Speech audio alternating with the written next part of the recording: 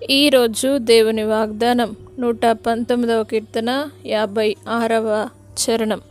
నీ ఉపదేశమును అనుసరించి నడుచుకొనుచున్నాను, ఇదే నాకు వరముగా దయచేయబడి ఉన్నది.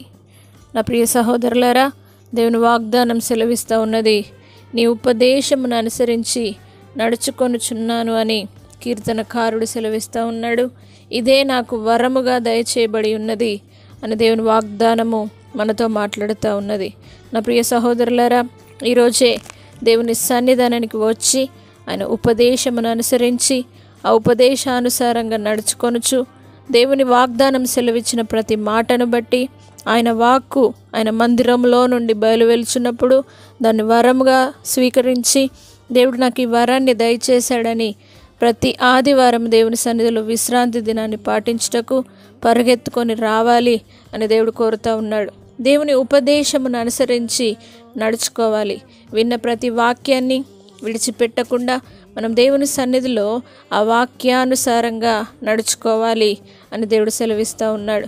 ఆ వాక్యాన్ని విని దానినే దేవుడు సెలవిచ్చిన విధంగా ఇదే నాకు వరముగా దయచేయబడుచున్నదని భక్తుడు సెలవిచ్చిన విధంగా ఆ వరాన్ని మనం పొందుకొనుటకు ఆయన మందిరంలోనికి వచ్చి ఆశీర్వాదం పొందుకుందాం.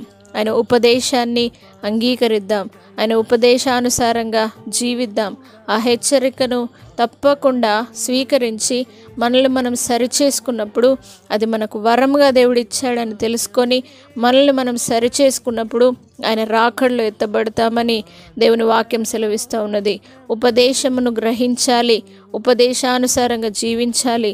ఆ ఉపదేశం మనల్ని సరి అయిన త్రోవలో నడిపిస్తుంది. కాబట్టి ఆ ఉపదేశం మిమ్మల్ని దీవింపజేసి సరి అయిన మార్గంలో నడిపింపజేసి మీకు వరంగా ఉండునుగాక. ప్రార్థన. పరిశుద్ధుడా, నమ్మదగిన దేవా, ఈ విశ్రాంతి దినాన ప్రతి ఒక్కరు నీ సన్నిధానానికి కృతజ్ఞతాస్తుతులతో కీర్తనలు పాడుచు పరిగెత్తుకొని వచ్చుదురుగాక.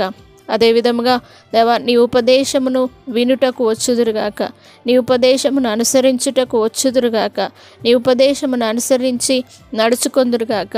ఆ ఉపదేశము నాకు వరముగా మీరు దయచేశారని ప్రతి ఒక్కరూ తెలుసుకొందురుగాక.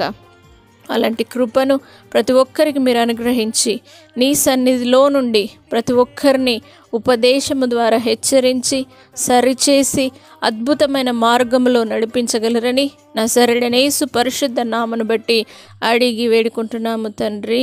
ఆమేన్.